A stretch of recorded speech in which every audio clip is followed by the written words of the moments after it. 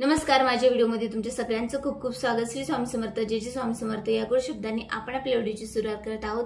तुम्ही सगळ्यांनी टायटल बघितलेलं असेल, अत्यंत उपयुक्त माहिती मी तुमच्यासाठी घेऊन आलेली आहे, त्यामुळे हा व्हिडिओ शेवटपर्यंत नक्की बघायचा आहे। सगळ्यात पहिले तर कुलदेवता जी आहे ते आपल्या सोबत आहे किंवा नाही याचे काही संकेत जे आहे ते आपण या व्हिडिओमध्ये बघणार आहोत। तर ते कोणते संकेत आहे ते पुढे आपण बघणार आहोत। त्याच्या आधी म्हणजे कुलदेवता जे आहे ते सगळ्यांच्या कुलदेवी वेगवेगळ्या असतात, त्यांच्या घराण्यानुसार असतात। जसे की तुळजापूरची आई असो, माता लक्ष्मी असो, सप्तशृंगिनी असो किंवा मग कालिका माता असो, ह्या सगळ्या जे आहे रेणुका माता असो, हे त्यांच्या घराण्यानुसार जे आहे ते ठरत असतं। त्याचबरोबर आता कुलदेवीची सेवा आपण करत असतो तर आपल्याला कोणकोणते संकेत येतात ते जाणून घेऊया। सगळ्यात पहिले संकेत म्हणजे जर तुम्ही एखादं काम करायला हाती घेतलं असेल, कोणतंही असो, छोटं असो, मोठं असो, नवीन असो, कोणतंही काम जेव्हा तुम्ही करत असाल ते अगदी कोणत्याही अडचणी निर्माण होत नसतील आणि ते सहज गतीने होत असतील तर माता जी आहे, कुलदेवी जी आहे तुमच्यावर प्रसन्न आहे असं मानण्यात येते। खरं तर कुलदेवीची सेवा जी आहे आपण दररोज केली पाहिजे, पण दररोज जर नाही झाली तर मंगळवार आणि शुक्रवार देवीचा एकतरी उपवास धरावा। त्याचबरोबर त्याची पूजा किंवा सेवा जी आहे कुलदेवीची आपण नेहमीच केली पाहिजे। आता दुसरा कोणता फायदा आहे, दुसरं कोणतं लक्षण आहे तर दुसरं म्हणजे असं आहे की ज्या घरामध्ये देवीचा वास असतो त्या घरामध्ये सगळ्यांचा आदर केला जातो। जसे की स्त्री असो, पुरुष असो, या सगळ्यांचा सन्मान केला जातो। अगदी एखादा करता पुरुष असला तर त्या सगळे जे आहे त्याचं मत जे आहे ते मानत असतात। सगळे लहान असो, मोठे असो, या सगळ्यांचं जे आहे तिथे आदर केला जातो। स्त्रियांचा सुद्धा आदर केला जातो। त्या घरामध्ये माता लक्ष्मी जी आहे ती प्रसन्न राहते। कुलदेवी जी आहे तिथे तिचा आशीर्वाद जे आहे नेहमीच राहत असतो आणि वेगवेगळ्या माध्यमातून जे आहे ते आपल्याला संकेत देत असते। त्या घरामध्ये कधीही वाद होत नाही, तंटे होत नाहीत, भांडणं सुद्धा होत नाहीत, अगदी सगळे जे आहे मिळून मिसळून राहत असतात। अशा घरामध्ये माता लक्ष्मी जी आहे, कुलदेवी जी आहे त्या घरामध्ये प्रसन्न राहत असते। त्याचबरोबर बघा पुढचं जे लक्षण आहे आपलं तिसरं, ते असं सांगण्यात येते की जर तुमच्या घरामध्ये सकारात्मक ऊर्जेने जर वातावरण असेल, म्हणजे की जसं घरामध्ये पूजा अर्चना नसली तरी ते सुगंध असेल, स्वच्छता असेल, अशा घरामध्ये सुद्धा माता लक्ष्मी जी आहे ती राहत असते।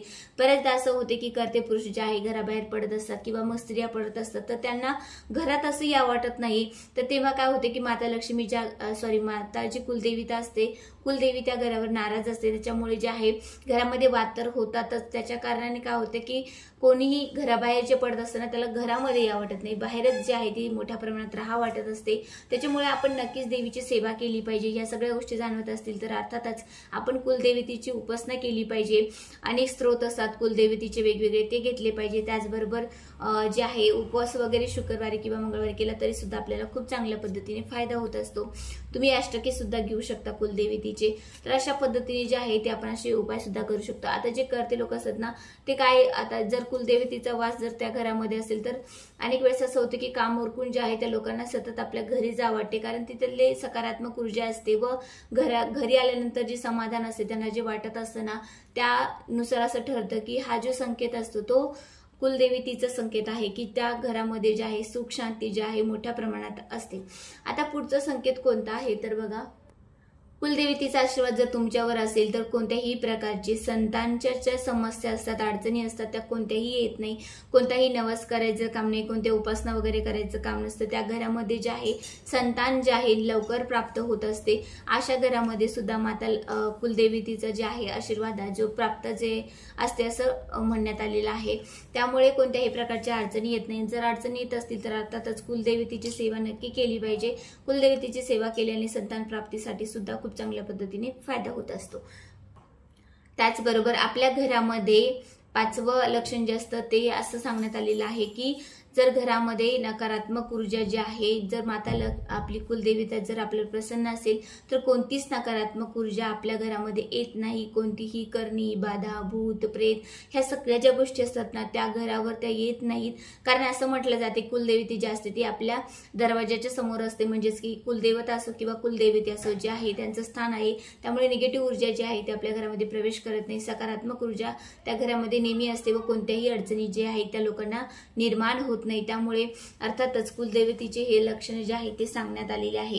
आता अशी काही लक्षणं आहेत की बघा जर आपण पूजा वगैरे करत नसेल, माता लक्ष्मी कुलदेवी जर आपलं नाराज असेल तर अनेक अडचणी निर्माण होतात, घरामध्ये सतत भांडणं होत असतात, कधीही मोठ्यांचा आदर छोटे ठेवत नाही, त्याचबरोबर जे आहे अनेक अडचणी ज्या आहेत ती निर्माण होत असतात।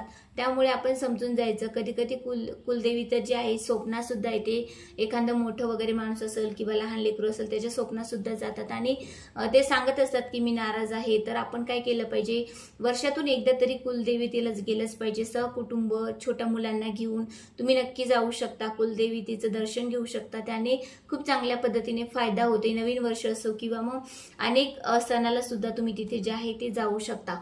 तर कुलदेवतेला नक्कीच तुम्ही एका वर्षातून एकदा तरी गेलं पाहिजे, तुमची कुलदेवता कुठेही असली तरी। तर अशा पद्धतीने कुलदेवतेचे काही लक्षणं जे आहेत ते आपण या व्हिडिओमध्ये बघितलेले आहे।